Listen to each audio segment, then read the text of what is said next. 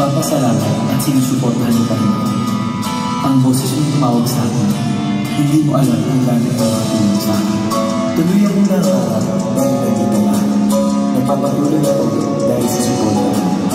Pag wala ka, wala rin ako. Salamat mo ba?